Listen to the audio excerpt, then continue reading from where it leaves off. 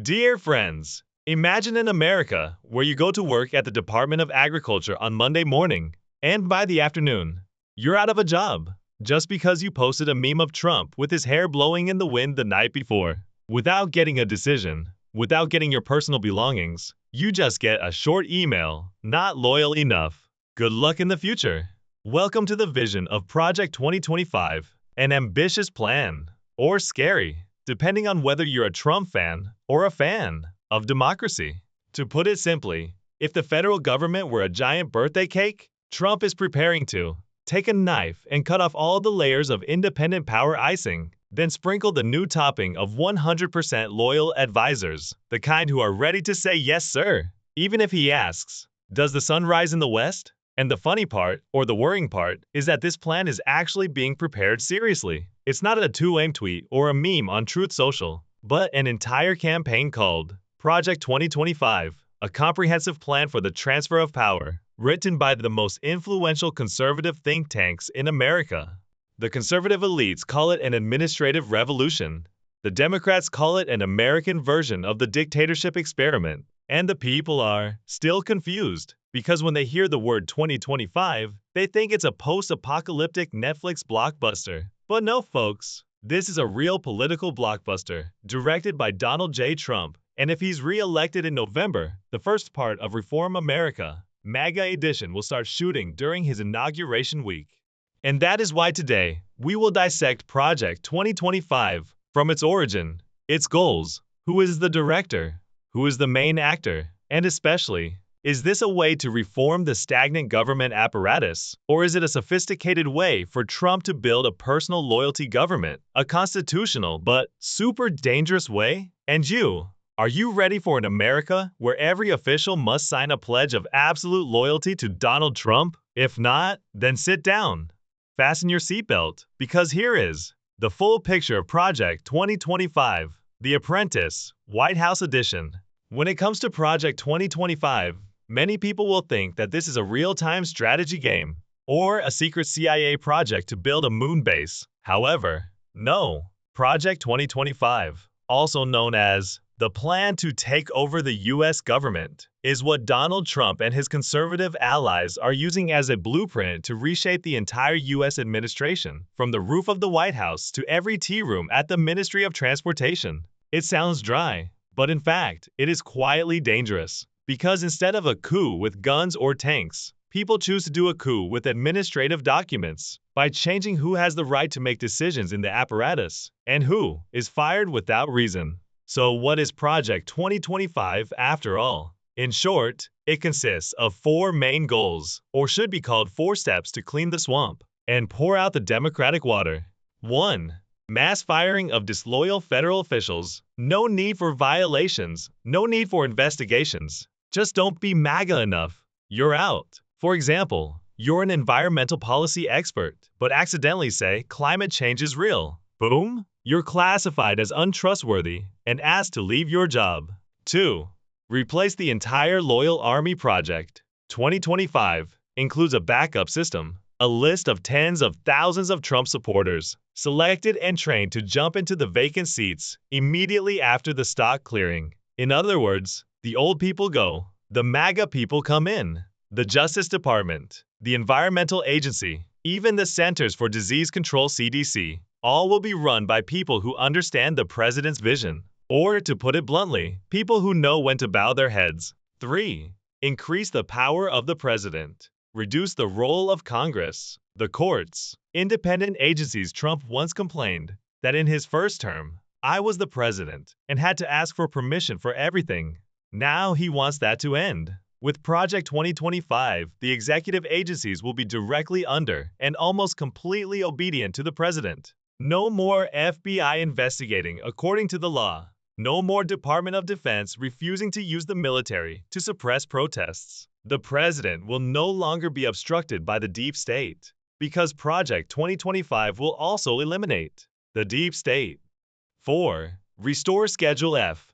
Trump's ultimate weapon. Schedule F is Trump's 2020 initiative, allowing tens of thousands of federal employees to be reclassified as at-will employees. Biden ripped the order as soon as he took office, calling it an administrative nightmare. But Trump has said that if he returns to the White House, Schedule F will return quickly, strongly, and with power. Like a political boomerang, Trump is not alone. Project 2025 was built by a highly organized conservative coalition led by the Heritage Foundation, one of the oldest and most powerful ideological training grounds of American conservatives. They brought together more than 70 organizations and think tanks and wrote a plan of more than 900 pages on how to free America from the hands of independent bureaucrats. In short, Project 2025 is not a vague plan. It was a blueprint, a campaign map, and a pledge. If Donald Trump returns to the White House, he will not make the same mistake he did last time.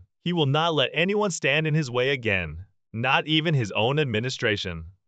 If Project 2025 were a political action movie, Donald Trump is the main actor, but the real director in the background is an extremely well-organized ideological group. This is not a spontaneity plan, like the 3M status on Truth Social. This is a carefully programmed, organized, and funded campaign from many of the most powerful conservative organizations in America. Who is behind Project 2025?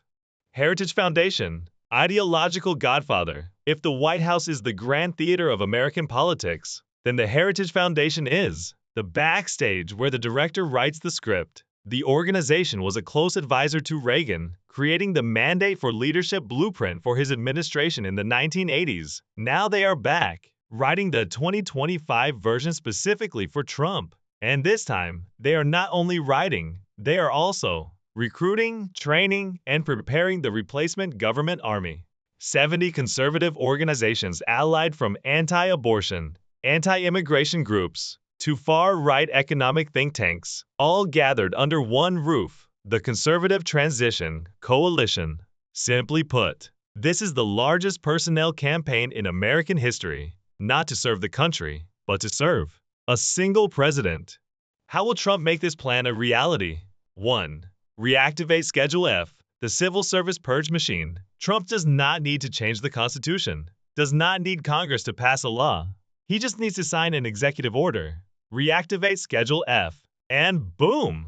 The entire federal administrative system will fall into a state of easy-to-change blood. An estimated 50,000 civil servants will be reclassified as removable for policy incompatibility. No investigation, no misconduct, just displeasing the president. 2. Put MAGA people in every layer of government. When the old ones leave, the MAGA army will immediately take their place. According to the Heritage Foundation's own plan, they are building a database of new MAGA officials, a training program for ideological loyalty, and most importantly, a guide to turning independent agencies into extensions of the President Trump once declared, "I don't just want to be president of the United States. I want agencies to work for me, not against me." 3. Concentrate power, bending the law without breaking it. Here's the cool part. Project 2025 is designed so that it doesn't need to violate the Constitution, just reinterpret it. Instead of tearing up the law, they bend it. For example, the Justice Department will still have independence, as long as the Attorney General is a Trump guy. The Environmental Protection Agency will still exist, but climate science will be redefined. As in, hot summers aren't caused by climate change, they're hyped by the left. The FBI will still investigate, unless the person is a Trump friend. Why is Project 2025 so controversial? Democrats, and many former Republicans, call it a plan to legally destroy the American Republic because it shifts the power structure from the system to the individual, from rule of law to rule of loyalty. Conservatives retort, "We just want government that serves the people, through a president elected by the people." The question is, if the president can unilaterally fire, replace, control information, reinterpret the law, are we still living in a democracy? Or have we moved to a new system where the president is the state? Imagine, Trump wins, the inauguration ends, Melania smiles wryly again, and the next day, Project 2025 is officially activated. At that point, America will no longer be the same as we know it. It will not collapse with a bang like in a Hollywood movie. It will slide into a very strange political form, both constitutional and undemocratic. In the first 100 days, tens of thousands of federal employees, from scientists to policy advisors to health professionals, to defense analysts will receive resignation letters. The letter might be as short as this: "Sorry you're not MAGA enough. We wish you success outside of government." National Loyalty Office. The replacements will not be professional officials. They are office warriors, trained in MAGA centers, where they teach you how to answer the press, ignore facts, and say Trump is right at least 3 times an hour. Agencies like the Department of Justice, the Environmental Protection Agency, the FDA, the CDC, will all be restructured, meaning cut budgets, cut people, and cut reason. For example, the EPA will declare climate change fake news. The CDC will issue an advisory: if you don't believe in the virus can't do anything to you. The Department of Justice could create an entire investigative unit called the Anti-MAGA Search Commission. The U.S. government system will operate like a monopoly. The president is the CEO. The secretaries are the branch directors. Independent agencies? Now, internal PR departments. Anyone in the cabinet who says one wrong word, fired. Anyone who refuses to obey, replaced. Investigative journalism? Called enemy of the people. Scientists speak out? Soros-funded liars. In Project 2025 Congress and the courts are not abolished, but bypassed. For example, if Congress does not approve the budget for the border wall, Trump can divert the Pentagon budget to build it himself. If the court declares the order unconstitutional, the administration can not comply under review. If the media criticizes, immediately license check, covert censorship, or invitation to short-term MAGA training.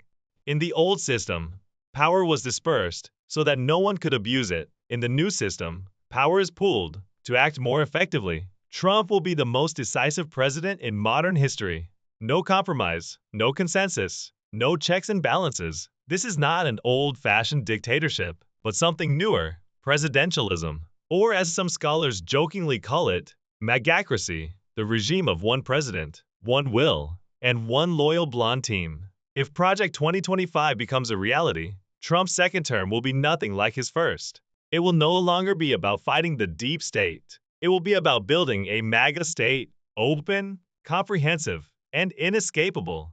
Project 2025, originally a 920-page dossier, now it's a grand ideological experiment. Will America drift toward well-organized radical conservatism, or wake up and pull the emergency brake? Many constitutional scholars call Project 2025 a soft coup planned in Word and PowerPoint. Bruce Ackerman, Yale. It's legal, but anti-democratic at the ground level.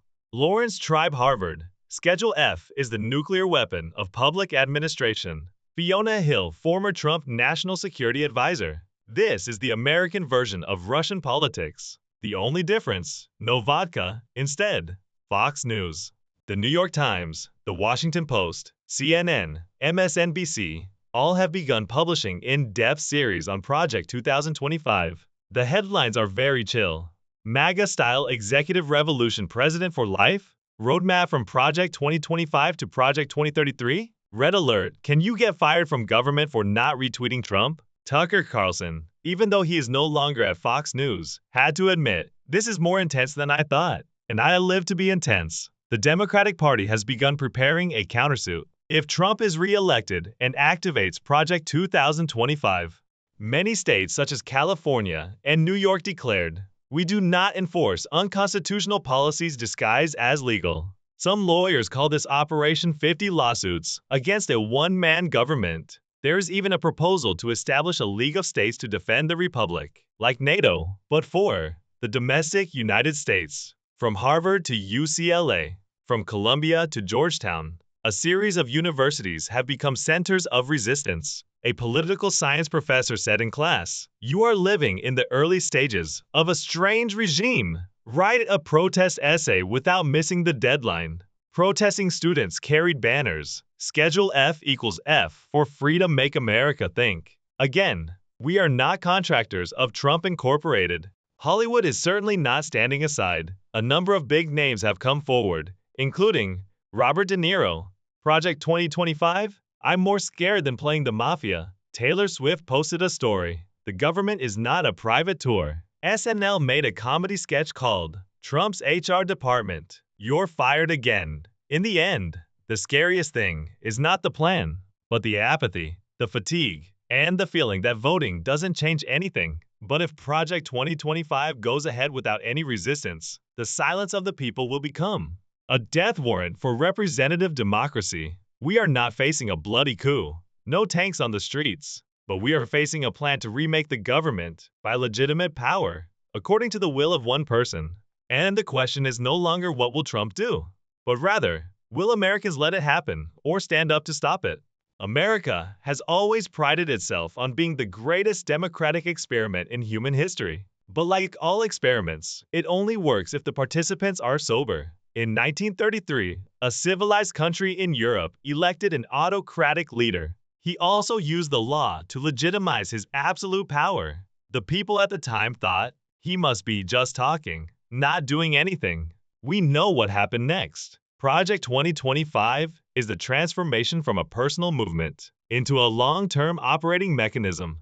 It doesn't need Trump to last forever. It just needs his template: media skepticism, disdain for expertise, cult of loyalty, and the blind belief that only I can save America. If Trump loses, but Project 2025 survives, it can still be resurrected by someone else, smarter, younger, more dangerous. America didn't fall into dictatorship because of guns and tanks. It was because people were tired of politics, because they no longer believed their voices mattered, because they were tired of arguing and leaving it to others.